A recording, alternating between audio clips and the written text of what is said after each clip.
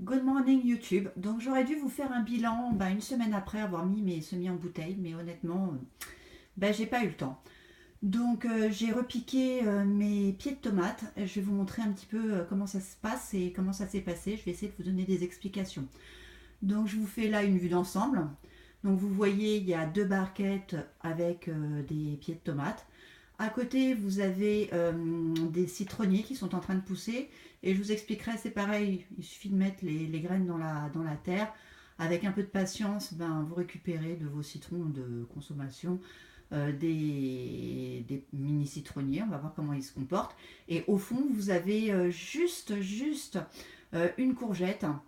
Alors je ne sais pas ce qui s'est passé, mais au moment de repiquer mes semis en bouteille de courgettes, j'ai eu un problème. Donc je vais relancer en urgence, bien sûr, deux ou trois bouteilles avec des graines de courgettes pour pouvoir avoir des courgettes cet été. Donc on va s'approcher, je vais essayer de vous montrer. Donc voilà, ça ce sont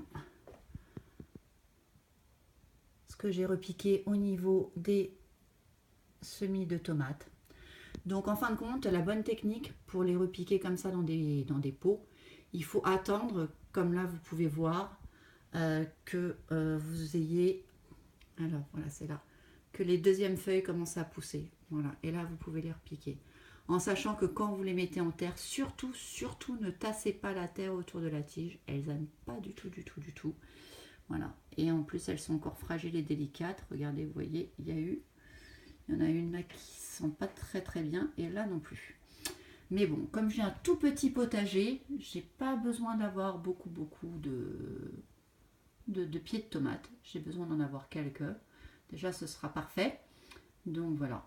Ça, c'est pour les tomates. Alors, pour les courgettes, voilà. Elle fait triste mine. Alors, le souci avec les courgettes, c'est que là, je les ai mises quand même dans un grand pot qui est assez haut. En sachant qu'il faut vraiment faire attention parce que là, la tige, vous voyez, elle risque d'être cassée.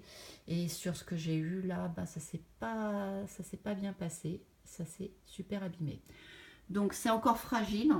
Je ne vais pas les mettre au soleil. Je vais les laisser là. Elles sont à la lumière dans mon bureau. Voilà. De temps en temps, j'ouvre la fenêtre pour qu'il y ait un peu d'air et que au niveau des tiges, il y a un petit peu de résistance pour qu'elles soient un peu toniques.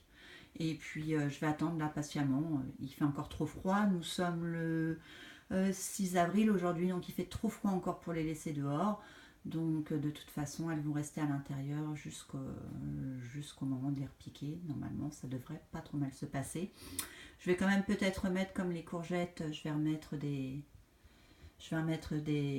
bouteilles en route. Je vais peut-être en refaire une ou deux de tomates au cas où j'aurai un souci avec mes semis, mais normalement ça pousse tout seul. Je n'ai pas mis d'engrais, j'ai juste pris du terreau tout basique et je les ai repiqués. Comme vous pouvez voir, c'est des barquettes de récupération, des petites plantes que j'achète régulièrement. J'en récupère aussi mes amis, mes voisins, mes collègues.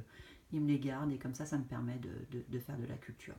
La prochaine vidéo, eh bien écoutez, je vous mettrai directement, je pense, la vidéo de mon potager, enfin j'espère. Voilà, qui est tout petit, c'est pas un grand potager, mais au final j'arrive à l'entretenir alors que je suis salariée à temps plein. Et comme mon nom l'indique, je suis mariée avec deux ados. Ça me permet d'avoir des produits frais, d'avoir de la culture, du fait maison. Donc j'ai un potager qui est à la taille de ce que je peux m'en occuper. Ne croyez pas que c'est très contraignant.